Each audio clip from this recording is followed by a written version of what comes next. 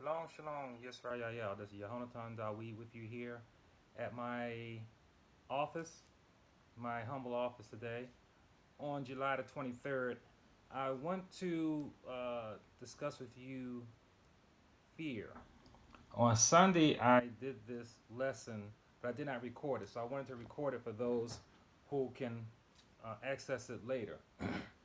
I want to discuss this because fear is a very powerful tool used by those who are your oppressors to keep us in line. So, fear is a word that is not to be taken lightly, and I want to discuss that. We find that we are taught in Sunday school to fear God and keep His commandments. When you look at that, even as a child, I wondered, why fear God? If you look at the definition of fear, let's go by the definition of fear. I pulled it up here on my computer. Right there. Merriam-Webster's dictionary says it is an unpleasant, often strong emotion caused by anticipation or awareness of danger. And there's something, it says anxious, concerned, profound. Later it says profound reverence and awe, especially towards God. Alarm, danger. As a verb is to be afraid, fear, the worst. And again, they put in fear God, frighten. There's got to be a disconnect there. How can you be frightened of him and it's just something that doesn't work. That doesn't work for me. It doesn't work because the original word there is Yahweh. And Yahweh does not have the connotation of being frightened or having an unpleasant feeling. So why would the canonized scriptures have to fear God? Well, you got to realize that God is not in our history. So if they're telling you to fear God, that comes from their history. So they want you to fear him. Why not? They taught God to us. So he wants to fear whom they taught to us. See, fear seizes movement. When one is in fear, they cannot open up. They cannot leap. They cannot bound. And it's a good way of controlling someone is to have them in fear. But we find that John tells us in 1 John 4:18 to have there's no fear in love. We're supposed to love Yahweh with all our heart and all our might and all our soul, and that there's no fear in love. And he says specifically that fear involves torment. So if fear involves torment, and we are to love Yahweh, and how is it that we're supposed to fear him and keep his commandments? It doesn't make sense. Psalm 9:20 says that the psalmist says, put them in fear, O Yahweh. Let them know that they are but men. Dawid uses the word morah. Morah. See, actually, if you look at the word fear in the original language, Ibarit, there are 10 definitions for fear. So the word we're being given to fear Yahweh is an obfuscation of what the true intent is. When we want unpleasant fear, the word is morah. So we're not told to morah Yahweh, but to Yare Yahweh, which is a awe and reverence and respectfulness of him and keep his commandments. This is not a light thing because we are operating today in fear. If we had no fear, we can be just like Samson in the enemy's land, laying down sleep with one of their women in peace, not worrying about nothing because he was full of Ruach. And when you're full of Ruach, like Dawid says, he's able to leap. His feet are like the feet of deer. He can leap over walls. Remember, when you have the number one sign of having Ruach HaKodesh is being fearless, is being bold. It's not speaking in tongues, it's not healing and doing all kinds of so-called miracles. It is being bold. And what had to be beaten out of us was this boldness. Remember, Samson was in the Philistines' territory doing whatever he wanted to do amongst them. He beat up 200 men and took their clothing and gave it to some other men for a bet that he lost. He tied 300 foxes together and let them burn through the land. Dawid, as a young man of about, 18 years old, 18 years old, killed 200 men and took their foreskins off and gave it to Saul. How can a man do such a thing? One man, and fighting men of war. Can you today even fight and kill one man? I remember back in my Marine Corps days in training, and we had to do combat training. And one of the things that happens is there's a situation that comes where your weapon may jam, or you may run out of artillery, and you have to use your weapon as a physical fighting tool. You might have to have hand-to-hand combat with the enemy. So we were doing this kind of training, and I was doing pretty good. Any man that came up, I whipped them. Then they had us on the log, so you got to keep your balance while you're fighting with your bayonet. Undefeated. So I was doing so well that the drill instructor, he put 2 men on me, and 1 on each side to see if I can do that. I couldn't beat 2 men. I held my own with any man that came up, and I felled them all. But when it came to 2 men, I struggled, and I did not defeat 2 men. So you see, Yahweh says we can put 1,000 to flight. But when you're in fear, you cannot do that. The only way your enemy was able to overcome that was with what's called shishabom, inventions and creations. When you have a machine gun, one man can kill hundreds of people. When you have creations and weapons of mass destruction, one man can push a button and kill thousands of people. That's how they were able to equalize us. Well, we just full of the Ruach. We were, as a melanated man, with your locks and righteous clothing, healthy eating, you were a force to be reckoned with. One chasing 1,000. So they couldn't do that. They had to have inventions to help neutralize that and balance that out. You find there's a reason why books like Jasher were taken out of the Bible. This book is quoted in the scriptures, in the canonized, so-called canonized scriptures. Also, Enoch is taken out. I'm going to go over a little bit more next week, but in Jasher shows how Simeon and Levi took out the whole town of Shechem. Just 2 men. And then 7 kings came up against them because of this. 11 brothers plus their dad Jacob and some of their servants lined up against, as the book says, a number of men as the sand of the sea. How can 11 men plus old man dad Jacob, some of their servants, go up against all those men? Being full of the Ruach and also the power of our voice. What do you think the Hebrews were doing before they crossed over Jordan every day? You had mighty men of war being prepared to take the Holy Land, the land of milk and honey. What were they doing every day? They were practicing their warrior moves. Dawid says, you teach my fingers to make war. My fingers. They had Hebrew fighting is being copied today in judo and jiu-jitsu and called the martial arts.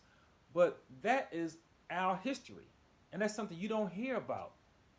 Yes, we are the originators of what they call martial arts. And we use our movements based on the Aleph Bayet.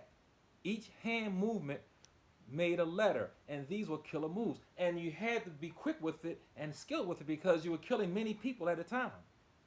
How else could little David kill 200 men? Fighting men, warrior men. But doing these quick Hebrew alphabet movements with his hands, pulling out eyes, ripping out throats, ripping out tongues, bashing heads, breaking spines, cracking necks, and being able to leap 20 feet over to the other side and destroy other men and have them turn around and just do all kinds of what they call matrix movements today. This is real stuff. Where do you think they get this from? Yet a brother saying it today, you think, he's crazy. He's talking out of the side of his neck. This is real stuff. This is real. This X-Men stuff is copying of Hebrew power and might. But when you're in fear, you cannot exercise that. It seizes you. It takes fearlessness to do this job I'm doing here now. To put myself out there publicly, it jeopardizes a lot of things because people take it the wrong way. When a righteous man comes to know himself, others who benefit in our ignorance, they become in fear. They already are in fear. They rule over us in fear. That's why you have Facebook and Instagram and all the social media. It is to watch us. It is to watch us, and we're the chief consumers of it. They want you to check your bloodline to see where you come from. Don't do that kind of stuff. Use technology as least as possible. This is spiritual warfare. To do this jeopardizes because people take it the wrong way. A Hebrew Israelite, a righteous man is no one is in danger of a righteous man. Because I know who I am and I love myself and love my people does not then make me in danger of someone who doesn't look like me. We keep the law. If you ask that, you can contact me, Yehonatan Dawi, YahwehForChristians@gmail.com, and I can get you a copy of my CD, and I listed many scriptures how we are law abiding. 2 Timothy 1:7. 2 Timothy 1:7 said we have not given the spirit of fear. But I gave the scriptures of how we are law abiding. Romans 13:1 and 2. 1 Peter 2 and 13. Hebrews 13:17. Colossians 3:22. Titus 3:1. 1 Timothy 6:1. Law abiding. Keep the law of Yahweh and man. Go to work. Do a good job at work. As a matter of fact, a righteous man is more of a benefit to his boss, if you want to call him that, or the owner or his supervisor, if he is righteous. And because he's going to do his job, and he's going to do it well, he's going to want to do his job well. We're not in any threat of anybody. We keep the law. We do our job, we take care of our families, we go to work, we go home. But why are they in fear? Because they know you are the people of the book. And the more you know it, the more bold you get. This is a tough job. People misunderstand you because they think you have hatred. No, I have hatred for anyone who hates me. And I hate liars. I love those who love me and my people. And I love the truth. That's it. That's it. And that's what I teach in my home. Anybody knows me, knows my children. If they were taught hate, they wouldn't have dated the people that they dated. Because the people they dated did not look like their mother or their father. So they must not have been taught hate in their homes. Otherwise, they wouldn't have brought those people in my homes and ate at my table and drank and socialized with in my family. But I did teach them to love themselves and that they were the people of the book. It's that simple. But now, every day that goes by, there's not a day that goes by where you're not on camera or video or taped some kind of way. I had issues with my phone last week because I turned it off and I had problems getting it back on. They want your phones to always be on to watch you. We are being watched. This is not paranoia. Whenever you speak the truth, people try to make you feel like you're crazy and you're crazy. No, you're not. Your oppressors are ruling you in fear. And they're ruling you in their sane mind. Remember, in Hebrew, the word sane means hatred. This is just too much. You can't even make it up. You can't make it up. But we need to realize that it takes a love of Yahweh and a praying and fasting mind to access Ruach HaKodesh, to operate your life in a fearless way, to be bold, not to be irreverent to authorities, but to be bold and to love yourself, to treat yourself right. Do not participate in all this media, this social media, because they're using it to track you, to keep eyes on you, tabs on you, in everything you do.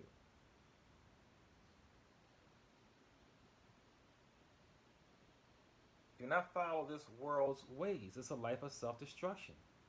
Remember, I did a show a few weeks ago listing all those prisons that house us, waiting for us, waiting for us. When you violate the commandments, all you do is improve the lives of others who get fat off of us breaking the commandments, breaking the laws. So Simeon and Levi was upset because their daughter Dinah, their sister Dinah, was she basically was raped by Shechem, and they took down the whole town. And their brother supported them, was ready to take against 7 kings. We're gonna read about that more next week. But you cannot do this if you're a person who in fear. Be strong. Be a man. Be a woman. Righteous in all your ways. Righteous in all that you do. Keeping the commandments of Yah first and of man second. There are 70 verses in the Bible. Oh, about 70 verses in the Old Testament alone where Yahweh tells us to do not fear. Do not fear. In the desert, our Hebrew Israelite brothers, before they even came into the Holy Land, they were practicing all of these martial art moves. They call them martial arts, but they are Hebrew battle stances and Hebrew moves, incorporating the letters, the Aleph Bayet of Hebrew. This word is powerful. Yahweh's word is a light unto your path, a lamp unto your feet, and it is physically powerful. His words created all things. Access original words, get original truth. A few days ago, I came out with my second book, Yahweh Shua, I Am Original Words, Original Truth. It's a beautiful book. I pray $20. YahwehForChristians at gmail.com. I'm on YouTube. I'm on Facebook, Cash App, and read. This is a good book. You'll understand this artwork is original artwork. I commissioned a professional artist and paid good money to have this done, and this. Okay, both these are original artwork, and I paid for the rights of it, and I own the original rights of it. I did great due diligence to give you a high quality material. This is high quality here, much shorter than my other book. My first book, Yahweh for Christians, I Am Original Words, Original Truth. And this book is $30, but if you get this one, this is $20. You can also have this one for $20. So you can have both books for $40. And I pray that you really, really do this. We have a history of not reading, and I wish we would, because your enemy is reading, and they communicate to each other in their books, and they know we don't read. I remember the riots in Baltimore, and the epicenter was on North Avenue and Pennsylvania Avenue. I spent many hours, hundreds of hours, maybe even 1,000 hours at that library right there growing up, especially during the summertime. I spent my summer times reading, not out running, playing basketball and baseball and getting in trouble and doing kinds. I was in the library studying, reading, even as a young child. I've always done that. That library was untouched. Untouched, doing all that writing. Everybody was all around the drugstores, electronic stores, and the food stores, pillaging and robbing and doing all kinds of things. But the library was untouched. And if they had hidden the drugs and the flat screen TVs in the library, they'd have been safe. Because brothers and sisters wasn't trying to go in there. And it's a shame. It's a shame. It's sad how we don't read. We have great material. Support it, brother, and get this book. You're gonna learn so much about your Savior who died for you. How did he do it? We have gotten ourselves in such a bad way with him. We have totally denied him. We've torn ourselves away from him. But Yahweh sure has laws. How did he get us back? How did he do that? I outline it in here how he was able to get us back through his love, but also having to keep the law because a man cannot go back to a defiled land. Once a woman has betrayed her husband, the land is defiled and he cannot come back to her. But how did Yahweh Shua come back to us? We had defiled ourselves. How did he do that? Get the book. $20. $20. As a matter of fact, I have a lot of people out there where I just gave them the book and said if you enjoyed it, I know this is, I've had so much faith and confidence in this that you can get this for nothing. If you enjoy it, if you think it's worth it, you send me the $20. If you don't think it's worth it, you keep it. That's my guarantee. The same thing with now. This book is more technical. It's a lot. It's 300 pages. It could be some difficult reading. I do have some typos in here. This is my first book. I learned a lot and got a little bit better, and there's not really any typos in here. I have not finished going through all of it, but there's information I got that you're not finding anywhere else. I'm the first Hebrew that taught out people original pictographic Hebrew. I am the first one. I challenge you to find anyone who taught this to you, and I got it in my book Yahweh for Christians. I challenge you to find a Hebrew who showed that first. Also, I challenge you to find a Hebrew that explains Yahshua as the original cross. I challenge you to find someone who showed you that first. Also, the red heifer. I challenge you to find anyone who teaches you about the red heifer, a Hebrew Israelite who uses the name of Yahweh and Yahweh Shua. That's 3 doctrines right there that you're not finding anywhere else but from me, from right here first. I did not go online and find none of that stuff. Ruach HaKodesh guides me, but everything is biblically sound, scripturally sound, and in the book. In the regular 60 and 6. I challenge you to find anyone who can give you this kind of data. This is top quality work. I've been doing this for about 37 years. And I do not take it lightly. I take it seriously. I'm an honest, upright man. And I reverence Yahweh and keep his commandments. I ask you to access this information to increase your knowledge. There's a lot of information out there. And there's a lot of noise. And even in this, you're seeing all kinds of people who are not Hebrew taking this message because it's going out there. You can't hold it, can't suppress it now. Everybody knows who Yahweh is. I was out at Artscape last week. Oh yeah, I know that. And I met somebody's son who said he said, "Oh, my mother already has your book. She has that book." It was touching. It was good to hear that. But most people they don't want to buy the book, but they know about Yahweh, but they don't know about Yahweh Shua. That's why my second book focuses on this. Because you have a lot of people now talking about Yahushua, Yaharallah. That's not true. I've been studying this thing before the internet. And we had to look at things in microfiche. And I had to know how to use the library coding system and had to know how to search and find things. And I had to read. That's why I got these big bubbly eyes. But I'm not one with a big old extensive library. Most of these books were gotten after my Yahweh for Christians. Don't have an extensive library. Don't need it. I got the book. Inside and out. Shored up with duct tape. Because I studied it. Had to duct tape together inside and out. Sound doctrine.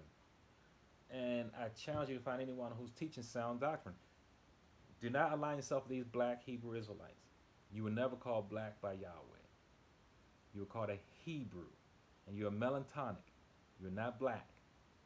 Your Hamites might be, who are your chief enemies. Next to you. We are our chief enemies. But the enemies you see on a daily basis are people who look just like you. It ain't the so-called white man. It's not. But I do talk about the color of man in this book also.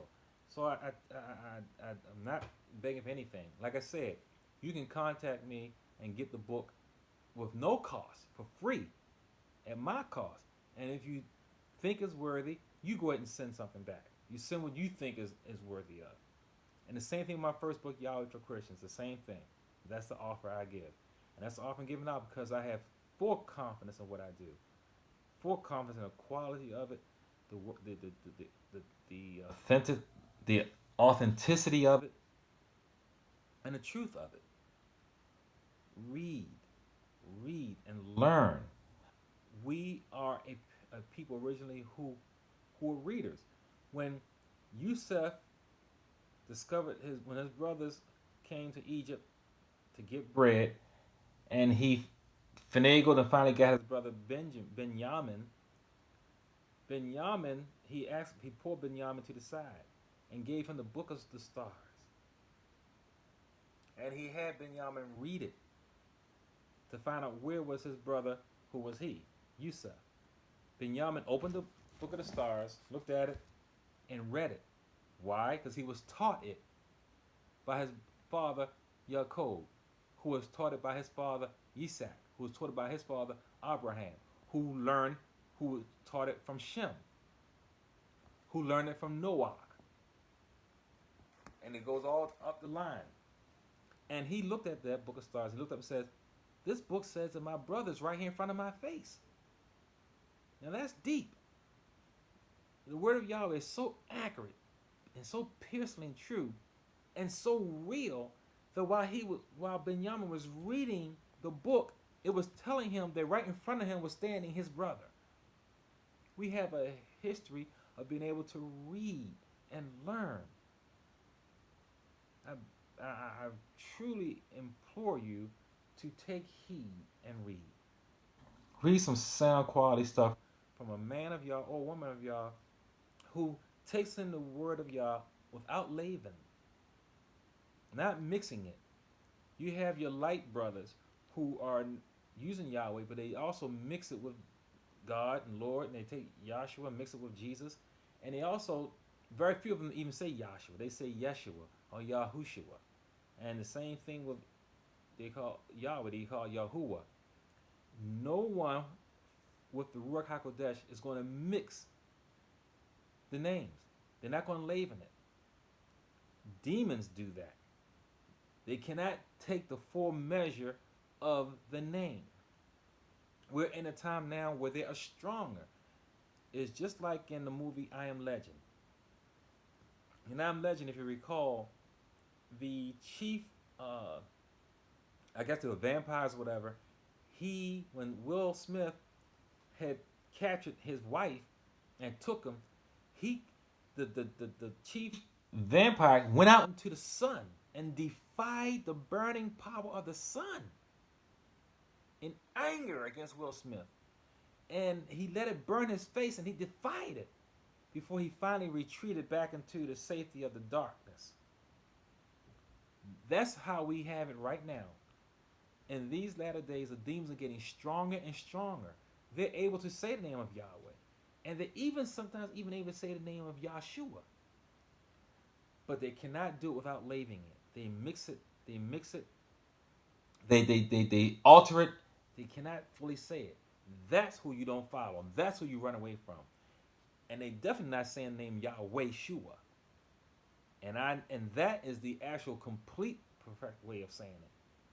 I talked to an old Nabi of Yah back in my youth days when I was a teenager. He said that is accurate.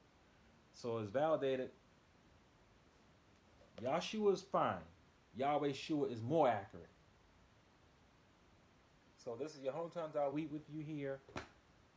Thank you for this brief time. I only do about 30 minutes. I don't like to overwhelm you. We have a lot of noise out there. But access Yahweh for Christians at gmail.com, 443-306-3518. And get this knowledge, get this information about your history. Bible history is Hebrew history. Hebrew history is so-called black history. It's your history, my history, our history. Yahweh for Christians at gmail.com. Yahweh with you here. Shalom, shalom.